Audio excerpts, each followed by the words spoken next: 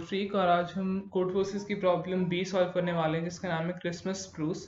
तो ये क्वेश्चन काफ़ी इजी है। इसमें हमें सिर्फ एक ट्री दे रखी है और उस ट्री का एक वर्टेक्स है इनिशियल, वो और एक स्पेशल वर्टेक्स है जिसे हम रूट कहते हैं। जैसे फॉर एग्जांपल ये एक ट्री है तो और ये डायरेक्टेड है, ठीक है।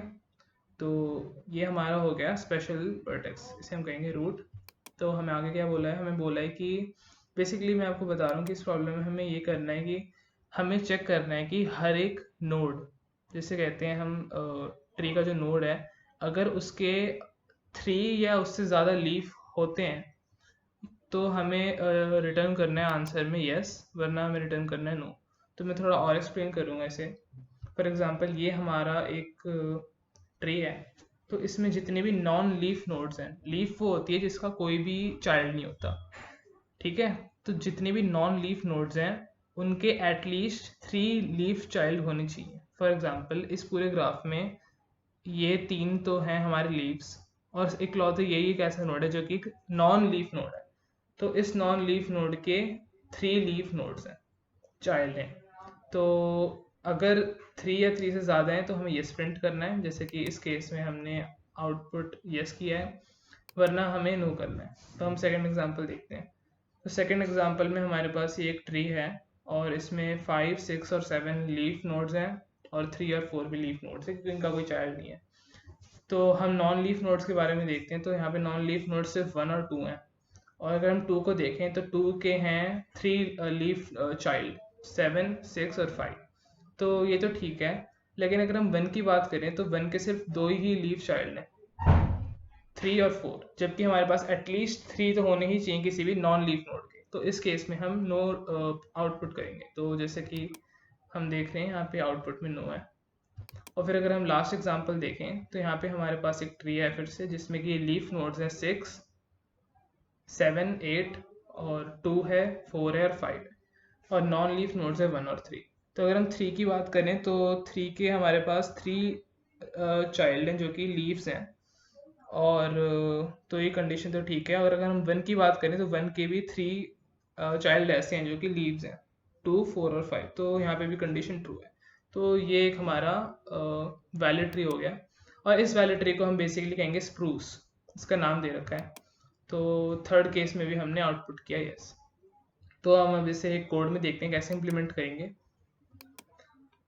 आपको इस वीडियो को समझने के लिए ग्राफ्स की नॉलेज होनी चाहिए और डेप्थ फर्स्ट सर्च की नॉलेज होनी चाहिए, और मैं थोड़ी सी डायनेमिक प्रोग्रामिंग की भी यूज़ करूँगा। तो सबसे पहले हमने क्या किया है, हमने एक ग्राफ डिफाइन कर दिया है जिसका नाम हमने रखा है ADJ, और फिर हमने स्कैन किया है n को। n यहाँ पे है द नंबर ऑफ नोड्स। जैसे फॉर एग्जांपल फर्स्ट केस में हमारे पास नंबर ऑफ नोड्स है 4, तो हम स्कैन करेंगे 4। सेकंड केस में हमारे पास नंबर ऑफ नोड्स है 7, तो हम स्कैन करेंगे 7। और लास्ट केस में हमारे पास नंबर ऑफ नोड्स है 8, तो हम स्कैन करेंगे 8। तो ये हमारा एन हो गया नंबर ऑफ नोड्स। उसके बाद हम एक एरे डिफाइन करेंगे जिसका नाम होगा DP। ये DP बेसिकली ये स्टोर करेगा कि कौन सा नॉन लीफ वर्टेक्स एक उस कंडीशन को सेटिस्फाई करता है, वो वाली कंडीशन जिसमें एक नॉन लीफ नोड के एटलीस्ट 3 लीफ चिल्ड्रन होने चाहिए। तो फिर DP एरे वही चेक करेगी। तो मैं आपको बताऊंगा ये काम कैसे करेगी आगे। बेसिकली मैं भी बता देता हूँ इसका काम क्या है। कि अगर हमारे पास फॉर एग्जांपल कोई वर्टेक्स है 1, फॉर एग्जांपल इस केस में हमने देखा था हमारे पास वर्टेक्स है 1, अगर ये कंडीशन सेटिस्फाई कर रही है तो हम इसको ऐसे ही रहने देंगे।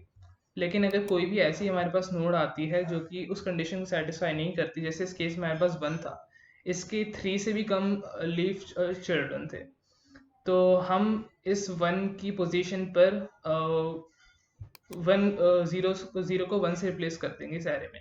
क्योंकि इनिशियली जो एरे हमारी होती है वो उसके सारे एलिमेंट 0 होते हैं, तो हम उस पोजीशन पर 0 को 1 से रिप्लेस कर देंगे, तो हमें पता चल जाएगा कि वो उस नोड पर, पर्टिकुलर नोड पर कंडीशन सेटिस्फाई नहीं हो रही है। तो इस केस में जैसे कि 1 पे नहीं हो रही, तो हम DP1 की वैल्यू 1 कर देंगे 0 से हटाकर, ठीक है। तो नेक्स्ट है हमारा कि हम जितने भी नोड्स हैं उनके बीच में हम बेसिकली कनेक्शन डाल रहे हैं, डायरेक्टेड कनेक्शंस, जैसे कि 2 से 7 की तरफ, 2 से 6 की तरफ, 2 से 5 की तरफ। तो आपको इसके अगर आपको ग्राफ्स की नॉलेज है तो आपको समझ आ गया होगा। सेकंड में हम क्या कर रहे हैं, फिर हम DFS चला रहे हैं। 0 0 और DP उसके पैरामीटर्स हैं, DFS फंक्शन है। और 0 यहाँ पे डिनोट करता है करंट नोड को, जो कि हम ऑब्वियसली रूट से स्टार्ट कर रहे हैं, रूट 0 है, हर केस में 0 ही होता है।